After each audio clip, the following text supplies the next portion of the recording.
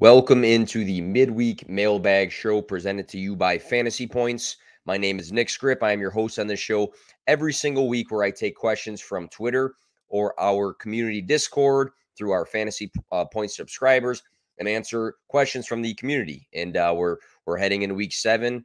Football is flying on by, and you might feel great about your fantasy team. You might feel terrible or somewhere in the middle. And there's a lot of questions to be asked. So I love doing the show every week. It hits different topics, and I feel like a lot of these questions are questions that people across leagues want to know and apply to a lot of people. So we'll kick things off here. And again, today, going through questions all from Discord. But I do ask on Twitter, but all the questions this week came through Discord. But the first question is from Stu61.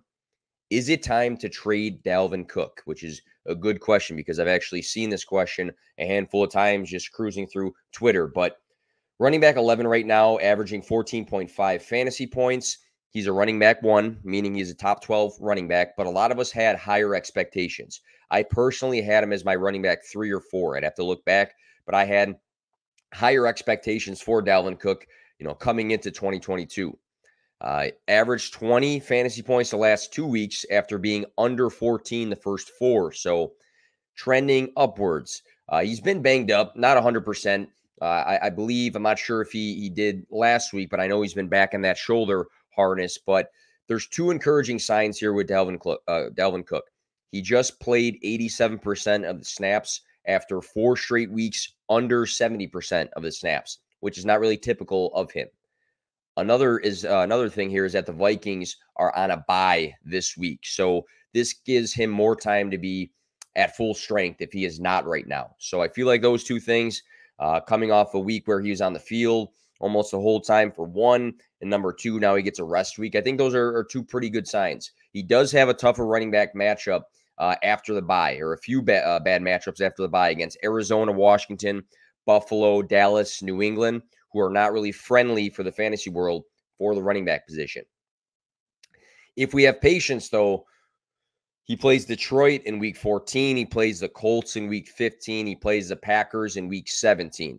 They're all top 12 in points per game given up to the running back position. So later on in the season at the tail end, he plays some fantasy-friendly running back defenses in comparison to his next couple of games after the bye. So keep that in mind. Trade-wise, if somebody's hurting for the running back position and you have depth there, then sure. I'd be looking to potentially sell, but not sell for like the low or anything. Just because he's not performing up to expectations doesn't mean he's like a bust right now, because he's really not. If you can get like a Travis Kelce or a Mark Andrews, if you can get Jamar Chase, Tyreek Hill maybe, Stephon Diggs, if you can maybe pair something with Dalvin Cook, I feel like those are power moves to make if you have the depth at the running back position. So that's going to be the asterisk next to it. Otherwise, I wouldn't say I'm completely in panic mode, but I also wouldn't say that I wouldn't entertain throwing them on the trade block and seeing, those teams that have lost some running backs or are dealing with injuries or have bye weeks and don't have the depth for it. I'd see what they offer, but don't sell for the low necessarily, just because, again, top 12 running back goes a long way at the end of the day anyway. So next on the list here, this is Gio from the Discord. He asks, who is the number 1 quarterback stream this week? So I have a couple guys here. One I like, and I got burned on calling him a good stream a few weeks ago, but I'm hoping that this is going to be my bounce back call for Matt Ryan. He plays the Tennessee Titans on ESPN for redraft. He is rostered in 12.6% of those leagues, so widely available there. QB 17 on the year right now, but QB2 this past week with 27 fantasy points. So he's coming off a really good week. Week 6, 389 passing yards and 3 touchdowns. So you can't bank on him throwing 58 times every week like he just did. But he did this in week 6, throwing at a completion rate of 72.4%. So that's pretty good for throwing the ball that amount of times. And then those 2 marks that I just read, 389 passing yards, 3 touchdowns. Those are signs for some passing upside, which he's shown us. Michael Pittman Jr. had a great game. Paris Campbell stepped up. Alec Pierce has been trending up the last 3 games now. The Titans, who they play this week, the Colts play, give up the 4th most points per game to quarterbacks on the year right now, and the most passing yards per game through the 5 games they played, because they are coming off of a bye. So I feel like he's coming off a good week. I feel like it's a good matchup for quarterbacks, and it looks like the pieces of this offense are stepping up and not just relying on one alpha to lead the way here. So Matt Ryan versus Tennessee. Another guy, Jimmy Garoppolo versus Kansas City, 16.6% rostered on ESPN. The Chiefs are giving up the 3rd most points per game to quarterbacks and the 6th most passing yards per game. We look at Patrick Mahomes and we say it's a shootout game, but it is just on paper, just based off of what they are giving up right now. Jimmy G's been the QB8 across the last 2 weeks, throwing a pair of touchdowns and over 250 passing yards in both of those last 2 games he's played. I think his system is set up for success, or for a cushion at least, because guys like Debo, Brandon Ayuk, George Kittle, they provide a ton after the catch. So for him to get the passing yard numbers, he doesn't necessarily have to, be airing it out the entire game to hit that. He's got 3 guys that showed us last year for their individual positions that they can be pretty quality in providing those yards after the catch. So again, shootout game script against the Chiefs, which I think the average Joe just kind of expects that. Number 2, they're giving up points per game at a high rate at the quarterback position. They're giving up good passing yards per game. And then the system he plays in, Jimmy G versus the Kansas City Chiefs this week. Last one, little risky, but Justin Fields versus the Patriots, 26.2% rostered. And if people follow my content at all, I always hint that I am a Bears fan, but I'm not trying to be a homer sometimes with some of these picks. But Justin Fields' rushing upside has been on display. The last game played, 88 rushing yards. His 4th game in a row now with 47+ rushing yards. So we know that is in his profile, Justin Fields. QB 10 across the last 2 weeks as well. He threw the ball for a season high 27 attempts last game. So maybe that tight leash on the passing game in Chicago is starting to get a little bit looser. The O-line and the talent of the wide receiver core is not great, but I think Justin Fields is showing promise that if your waivers are looking thin, you're in a pinch for the quarterback position, and he's there. I got a guy who's gradually playing better and has that rushing upside that I might take a chance on Justin Fields against the Patriots, who are about middle of the road in points per game giving up to the quarterback. So I feel like a lot of people look at the Patriots and overemphasize their defense, which is good, but it's not like they are shutting down every quarterback for fantasy right now. All right, next question on the list here, RK1. PPR, rank these wide receiver stashes: Jay Dotson, Sky Moore, or Wan'Dale Robinson. So 3 rookies that he's asking about. Hey, if, in redraft, I need to select one of these guys to put on my bench, who should it be? So I'll start by saying that I was a huge Jahan Dotson fan before the season started. It was looking like a hit because I made this cool video and had some other posts about him being a good redraft flex play before the season started and that he was being drafted too low. And he opened up. He had 18 and 17.9 fantasy points the first 2 weeks, 4 touchdowns on the season, and he's missed a little bit of time. He's been injured and has to compete with the likes of Terry McLaurin and Curtis Samuel, on top of now Carson Wentz now being out due to surgery on his right ring finger. So some asterisks next to Jahan Dotson. Love him in Dynasty. Great talent, first-round draft pick that people tend to forget. There's just a couple asterisks next to him. Sky Moore the last 3 weeks has seen at least 3 targets, but has yet to see above 35% of the snaps. So although he is gradually growing in this offense, he's clearly behind, which we know, Travis Kelce, Juju Smith-Schuster, but he's also behind Mecole Hardman and MVS right now. So some asterisks next to that. I mean, you can say, well, he's got the best quarterback of this group, but you can also say maybe he's got the most people in front of him right now in terms of target share.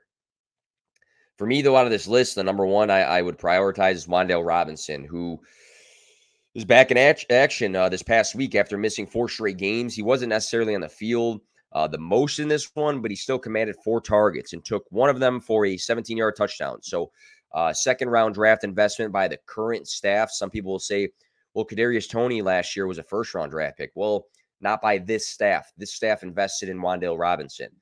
He has a high-volume profile last season for his college football resume at Kentucky. I think he was number 3 in receptions in the nation. He could be the Giants' wide receiver 1.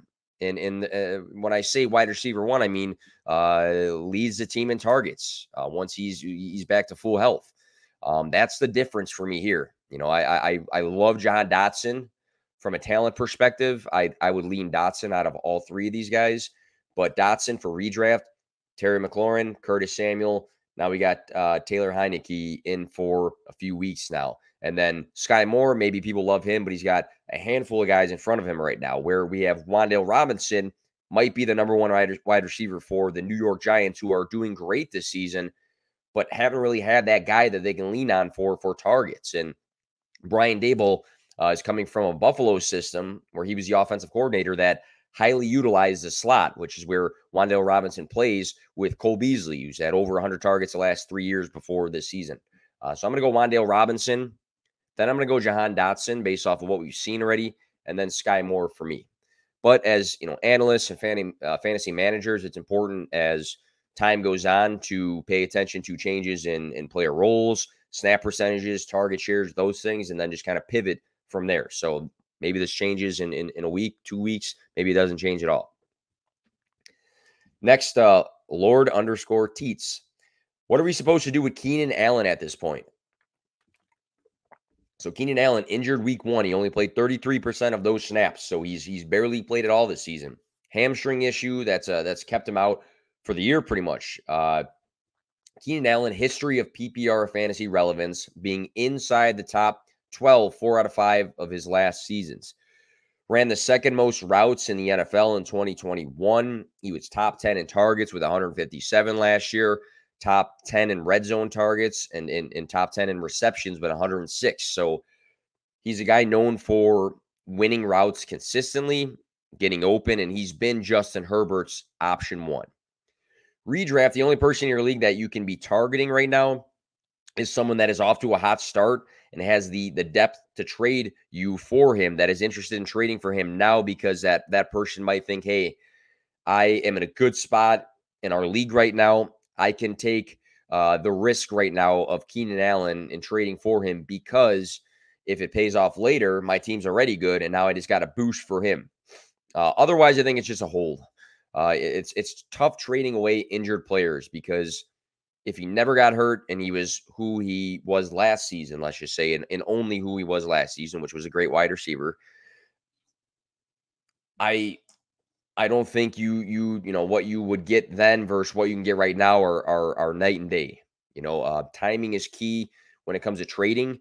In trading an injured player who hasn't really played this season much at all, is right now is probably not the time, unless somebody is all about Keenan Allen. They're willing to pay something that's worth the value of Justin Herbert's wide receiver 1. I don't think he's washed or taking huge steps backwards. I just think he's been hurt. So there's always like that line between, well, he's at least 30 years old and now he's hurt, so he's probably washed. No, that's not always the case, right? Sometimes we have to look and kind of push the injury-prone thing aside for guys that are older. I know Edwin Porras from Fantasy Points would love hearing me say that, but he's played 16 games in 4 out of 5 of his last seasons, and that one game that's not in that mix, he played 14. So it's not like this is a guy that's banged up all the time and missing all these games. So if there's a contender in your league right now that thinks that, you know, he's going to be the reason they win a championship and they want to pay, and you're in desperation mode for a running back and it makes sense to have that 1-for-1 trade, so be it. But again, kind of similar to what I said earlier with Dalvin Cook, you know, for redraft, anybody should have the potential to be traded. It's just got to make sense for your team. What your team is before the trade versus what it is afterwards should be 2 different things. You always just want to make your team better, and if somebody gives you an appropriate value for Keenan Allen, so be it. But I struggle to think somebody will right now. I think he's just a hold. Last question it's Jirak. Are we grabbing Robbie Anderson at value because of the trade? Worth it? Question mark. So Robbie Anderson started the season with the Panthers, and we had this news that Marquise Brown had a bad foot injury, but the foot injury, x-rays or the MRI, whatever the correct term is, came back negative, and it wasn't as bad as they think, but he is out indefinitely. It could be a good chunk of weeks here without Marquise Brown, who was doing very, very well for the Cardinals and getting a ton of targets there. So maybe in direct response to that, they went out and grabbed Robbie Anderson from the Panthers via trade. On this team right now, Wan'dale Moore, he's been progressing with his role, 5 to 8 to 10 targets the last 3 weeks, so that's trending up for him. DeAndre Hopkins is returning fresh out of a suspension, which means his body is fresh and ready to go. He hasn't been getting banged up every Sunday. Robbie should operate on the outside with DeAndre Hopkins and Wan'dale Moore in the slot. That's how we kind of picture this offense looking. What people, I think, forget about, though, is Zach Ertz, which maybe if you don't have Zach Ertz on your fantasy team, you're not paying attention, but he's balling out right now. Number 3 in targets for the tight end position. He is 6 behind Mark Andrews, who is number 1, and he's only 1 behind Travis Kelce, who is number 2. So he's right up there with Mark Andrews and Travis Kelce in terms of what sort of targets he's getting from his quarterback in Kyler Murray. 4 weeks of 10-plus targets from Kyler. That is huge, right? So don't forget that, Marquise Brown's gone. DeAndre Hopkins is back, but Zach Ertz has been getting a ton of targets. And I think if Hopkins is back, I don't think that, he just directly affects Zach Ertz. I think he would more so, affect the other outside wide receiver, which would be Robbie Anderson. So we're looking at Robbie Anderson, maybe the 3rd target if he beats out Wan'dale Moore, even though Wan'dale Moore has been looking better each week, or, at least more involved in this offense.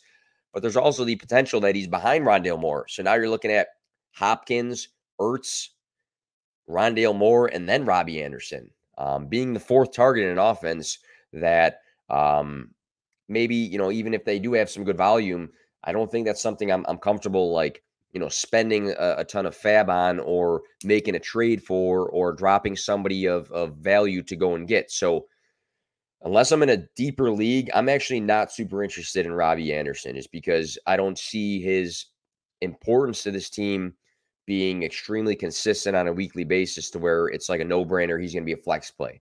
I think somebody might have to not look great or get banged up in this offense to be comfortable with me putting in, him in my non-deep league lineup. So again, like I said earlier, pay attention to his role this week in week 7 and week 8 and go from there. But I'm not really seeing, him being, a guy that's going to see 7 targets, consistently or something along those lines. So that'll be it for this week, guys. If you like this show, be sure that you are subscribed to Fantasy Points. I took all of these questions today from the community Discord, which is awesome. A lot of the analysts are in there talking to the subscribers about, start and sit questions, or dropping news and dropping all of our content in there consistently. It's a great place to be. 101 of sites, Fantasy Points, and let's get some dubs in week 7.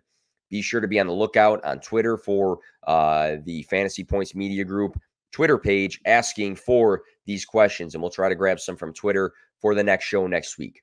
Again, good luck, guys, and enjoy it this week.